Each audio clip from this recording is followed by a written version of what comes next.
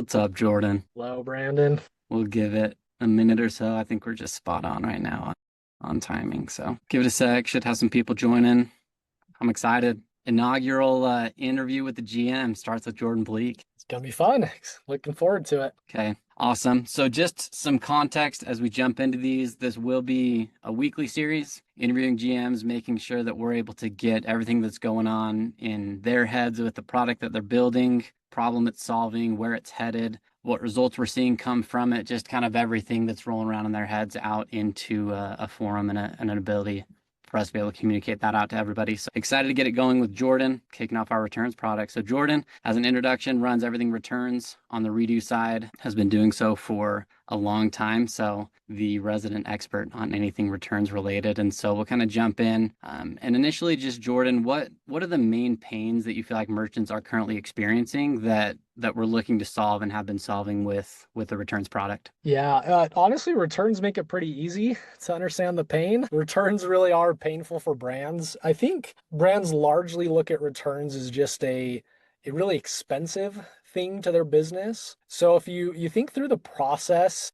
of what a brand actually costs, what a return actually costs for a brand, it gets actually pretty crazy because you paid an acquisition cost to get that customer, usually paid for the outbound shipping to send it back to the customer. Now you're getting a refund on the product and you now have the return shipping. But some of the other hidden costs that can be overlooked are also everything after that, where brands actually have to pay employees to now receive the items back, collect them, restock them. They're sitting in COGS, and then the reshipping back out to other customers. And then there's fraud looped in there, and so you get down the list and you kind of think about it, the returns actually get really, really costly. So what Redo started with was really a returns process to try to simplify everything related to returns and exchanges. And then it actually originally started on an innovative model, which has now widely been adopted. But the innovative model was essentially allowing shoppers to purchase or pay an extra dollar or two at checkout to get a free return. And then if they did make a return, Redo would actually pay for the $8, $9, $10 label to send the item back. And so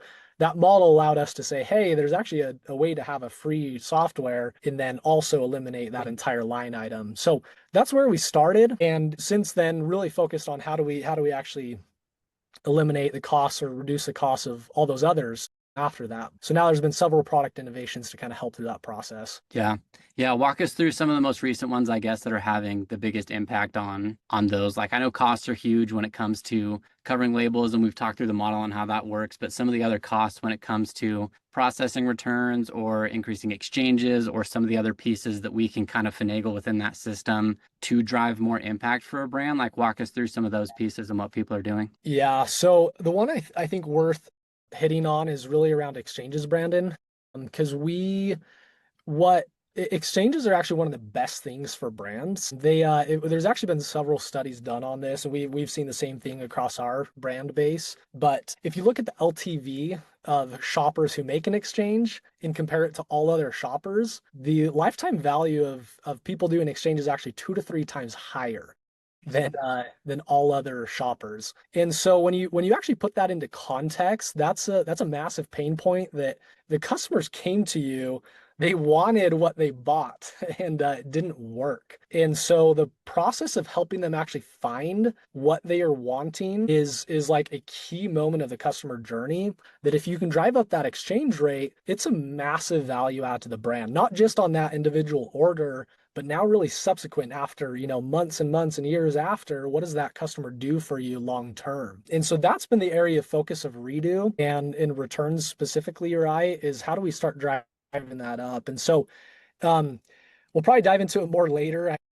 But essentially we've shipped some AI features within the return process that actually helps understand the shopper who it is and in making recommendations that are actually landing with these shoppers. And so on average, we're actually seeing people switching over to Redo and comparing kind of before and after, usually seeing about an average of 17% increase to exchange rate, which is usually it's like hundreds of thousands of dollars for these brands, right? Sometimes a million or more. So really, really impactful and it's something we're really excited about. Can can it's a huge impact, right? And as you talked about hidden costs with returns, I thought about LTV as well. Like if you lose a customer and the opportunity to have them come back and repeat purchase in the future, that's another cost that you're incurring that you can't really necessarily see in the books per se, but it still shows up in additional acquisition costs and a customer loss. And so, can you give us some examples of what brands are doing to get that increased exchange rate up to like a 17%, 80% higher when they switch over to Redo? Like, what are the tactics that they're using to get that? Yeah, totally. The 17% is actually, they don't have to do anything.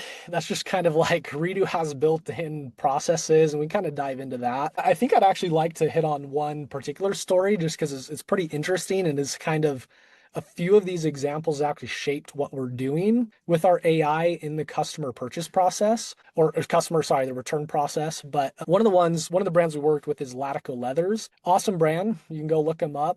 We kind of met with them and wanted to reduce the refund rate. And what we came to find out, we started diving into their products of like, hey, the most returned products, what is going on? How do we understand these products? Kind of came to find out they have two specific styles that drive most of their returns. And one of them is actually just a bigger version of the other. So once we kind of learned that, we actually started taking, hey, when customers are going through the process and they're purchased the bigger item and are returning it, and they say they're returning it because it's too big. We actually just built in a way to actually recommend and say, hey, people who find this too big usually love the Cali style because it's a slightly smaller version. Do you want to try it out?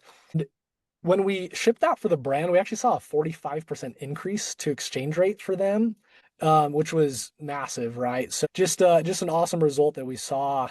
And now what we've started doing and going down the idea maze and figuring out ways to do that systematically for all of the products and for all the different shoppers to figure that out. Yeah, so identifying trends like at a product level, it sounds like understanding what the reasons are behind it and then offering a smart exchange solution and all happening like within Redo and us figuring that out feels, yeah, that's huge. Great example. Are there like is that a trend you're seeing? Is that happening across a lot of merchants where we're able to like identify specific issues, drive exchange rate through smarter exchanges? Like what does that look like, or is that a one-off? Yeah, I think the trends actually I'd actually take it like a higher level than even just that. I think yes, like people are trying to identify it's a trend for sure to understand your returns, and people are smart about wanting and understanding that voice of the customer through the returns process, right? But from a higher level perspective, one of the trends that I am seeing in the market is really around personalization. I think that just with the rise of Instagram, TikTok, live shopping, all these different things, people are actually used to a personalized algorithm. And so they kind of have come to expect it. And brands are searching for ways of how do you not treat everyone the same? Because they really aren't, right? And so through the returns process, right, the trend is how do you create personalized experiences with it? I have to share just like one quick story on a personal level, kind of taking a step back from ecom, but one of my favorite restaurants of all time is here in Salt Lake City called Harbor Steakhouse. Fantastic food, but what actually converted me to them wasn't necessarily like just the amazing food, but one particular server that I had. So the first time I went to this restaurant, walked in, sat down, server came up and, kind of took drink order and after said like, hey, have you been here before? He said, no, the first time. So he actually kneeled down next to me. It was actually kind of creepy at first, but Like, yeah. where's this going? No, I know, yeah. So, but he kneeled down next to me to like open up the menu and actually started like pointing to things on the menu. And he actually started asking me questions about what I like. I'm actually a huge ribeye guy typically, but every single time I go to Harbor, I get a fillet, and it really comes down to like him asking questions. He actually recommended the fillet even after I told him that I typically like ribeyes. And it was so funny, but like he was right. He nailed Yeah. it. It was just awesome. And so anyway, that like converted me. The whole experience of what he provided was phenomenal. One other, sorry, quick story about him, and I'll get off this, but our CRO actually is who introduced me to the restaurant. And at the time, our CRO, Aaron, he had sat down and gotten the exact same waiter. And when he took the drink order, he asked for a Coke. Aaron hates Diet Coke. He only likes the sugar stuff. And later he actually sees this waiter running across the street and then comes back. And instead of like bringing him a cup, he actually, a glass of ice and then poured in like the Coke. And he's like, hey, did you go across the street to get me a Coke? And he of course answered like, yeah, we don't actually hold. And so it was just kind of like that's just like the next level of service. And so if you get down to it, like those are the types of experiences that brands are wanting to recreate. And how do you have that type of personalized experience through really the entire customer journey of a brand? And returns is just a piece of that, but shoppers really do want it and are expecting how do I create that type of experience, especially in a process where things didn't go right. That's the time that you really need to be as personalized and spot on for your shoppers as you possibly can be. Yeah. And like you said, it's noticed, right? Like if the algorithm is off and you're getting served content that isn't relevant to you, like you close the app, you get rid of it, like you almost feel frustrated. Like it's a crazy expectation now that everything should be more personalized to you. And so it Total. makes sense that even like call it returns, call it exchanges, call it like whatever that portal experience looks like, making sure that it feels like you have a waiter next to you, like walking you through, hey, you might not like this product, but we have this one and this one that is probably right up your alley. You should try this one out. That people love this type of an experience.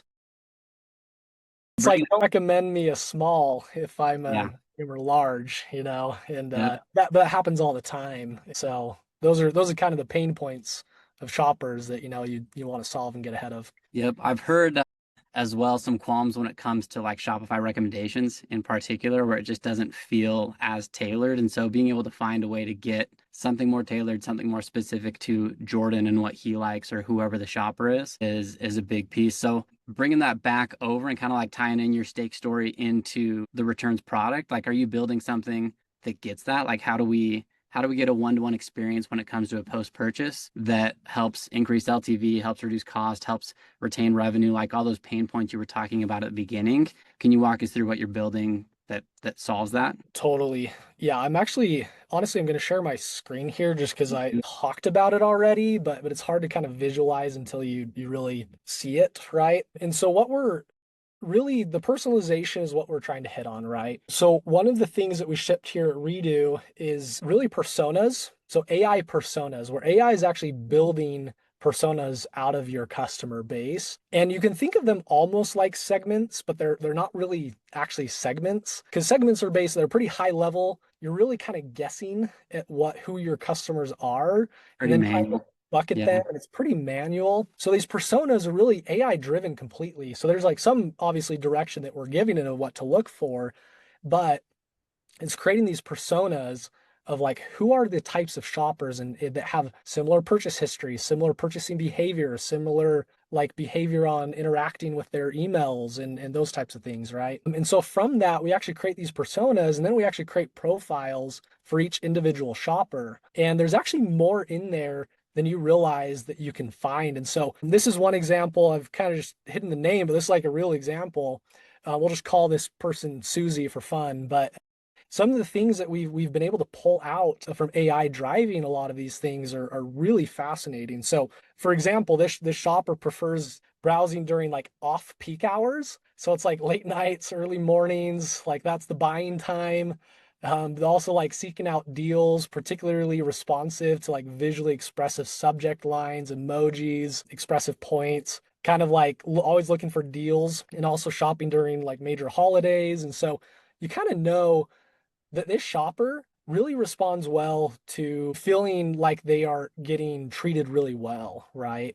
They're wanting the deals, they're wanting to be provided something special. And so if you know this, you know exactly in the return journey like how to treat this shopper. And so that's what gets like really exciting, what's driving a lot of the increase in exchange rate through the process. And so we anyway, this is kind of the key here, Brandon. But what we're doing is taking that data and really bringing it back to now the shoppers coming in, selecting their reason for their return, and then based off of that reason and also coupling it with what we do know about the shopper to actually make these recommendations. And so that kind of like little GIF here, but you can see just kind of like based off of that information, then this one is pretty simple, but size down needs size down. We're kind of like recommending this, but it really is doing it cross product. It's doing it and just kind of like holistically based on the shopper.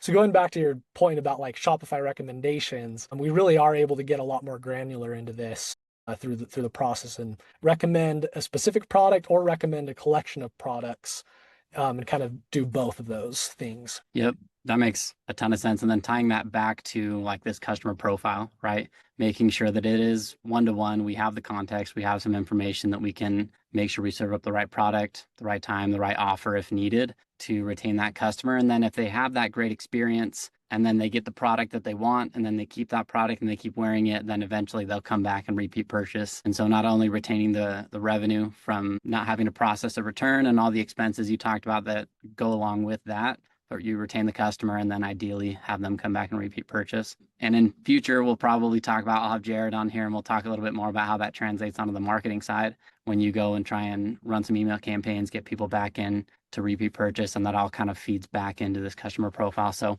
excited to jump into that probably next week. Yeah, that's great. Very good outline. If somebody on Redo wants to go in and activate this or get this going, like, is there anything they need to do? What's the process, or how do they make sure that they're maximizing their exchanges based off of that profile? Yeah. So just reach out to our support team, or also your account manager if you've got one, and we'll kind of walk you through. And there can be some customizations, right, and figuring that out. So it's kind of worth just hopping on with the team member to get things set up. Okay, amazing.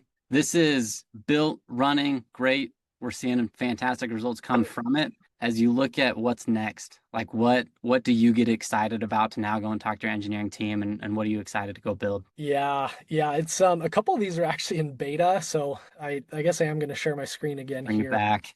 Bring the screen back. Because yeah, this is really like what we're focused on right now, Brandon. So this is what I'm getting excited about, and just going deeper and deeper and deeper into this right now. And so what we've done is one of the other things that we notice with brands is they purchase a return software to understand why their customers are returning it and actually understand the voice of the customer, right? What we found is that as people are getting those things, though that data, they actually look at them and say, hey, yeah, this shoe was returned because it was too small. Well, great. What about it is too small? And so brands aren't actually getting the insight that they want or think they are from these static reasons, or even if they just say blank, hey, tell us why you're returning this. So what we built is an agent that its entire purpose is to, one, provide an amazing customer experience, and two, actually try to flesh out the real reason for the return. And so, for example, like if it says that didn't fit, okay, like what didn't fit? And it's like, oh, too small. Okay, and it'll actually ask a follow-up question really fast. And again, it's really good at making sure it's a good experience too. But it'll get more information about that. And so, a couple of the brands that we looked at, we actually compared their data of why people are returning it when they had static reasons and just a free text input. And before there was kind of like a distribution, too small, too big. But when we got these AI return reason agents out for them, they actually it actually told a completely different story. For a couple of their shirts, sorry, there were several customers that were all saying, "Hey, this is too bright," or "This color didn't fit my skin tone." And so you start seeing these insights, and those were nowhere in the data previously. And so what we do with this is like that's awesome, right? Providing brands way more insight into the voice of the customer. But beyond that, this is now way more insightful to actually get the recommendations right. So it's yet another data point that we can take to do this. And so the second thing that we've shipped is I'm kind of taking a page out of the book of realizing that, like, if you have a very opinionated recommendation that's right, just like the steak experience I had. But if it's, as long as it's right, it's actually a way better experience where you say, hey, you didn't like this because it was shorter than expected. Well, okay, this jacket's actually slightly longer. So do you want to give this a try? And so far we've seen this increase exchange rate even further. Some brands 3, 5, 7%, which is just really, really exciting for some of this. But again, going two more things to kind of share on this. The other things that brands are doing to try to drive exchanges is offering bonuses. And so they offer bonuses to say, hey, take another $10, $20, whatever it is, to make an exchange. And that's great. The problem with it is, like, people actually can figure that out and take advantage of it.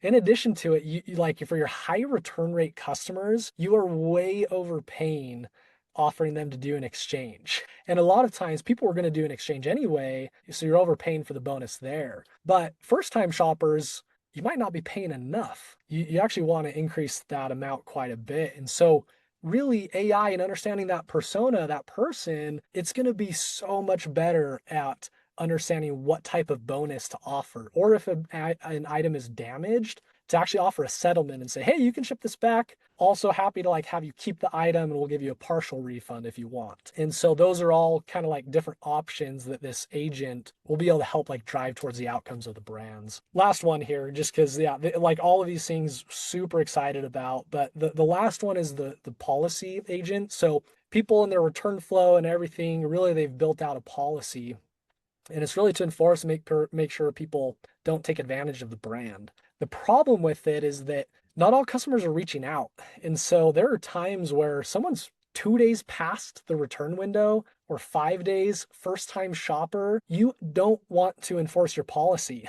Let them through and Yep. let them. And so you should have an agent that kind of like clarifies with them, like, hey, you're actually outside the return policy, but go ahead and do an exchange or store credit. And so that's just a great way to have a personalized, good experience of understanding the shopper and actually have some flexibility into your policy that is optimizing for LTV.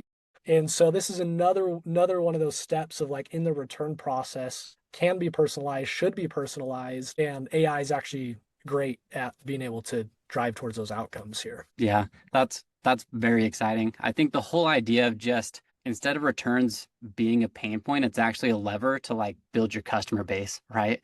Like you give somebody this experience, you give them a little bonus if they want to come back and do an exchange, or you're able to segment that out and kind of reduce the return fraud that happens and all of that happening real time, right? It's not a customer support representative that has to go back and forth in a series of emails to figure this out and then look at their return history and make it done. It's just all there with the end goal of a better experience for the shopper, a better experience for the merchant, and then being able to build like a relationship realistically with the brand. And I think that's awesome. Very exciting. So that's exactly right. Anything else you want to touch on? I know we're coming up on time. I feel like I want to try and keep these short to the point, make sure that we're just highlighting what we're building and kind of what current customers can take advantage of. If you're not using any of these pieces and want to, like Jordan mentioned earlier, hit up our support team. Happy to walk you through anything, get you added to betas, get you testing things with us so that we can get the feedback and keep making things better for you. Yeah, that's all I'd say, Brandon, is like a couple of these things are like in development actively, right? We're testing things, doing that. If you are open to testing any of the,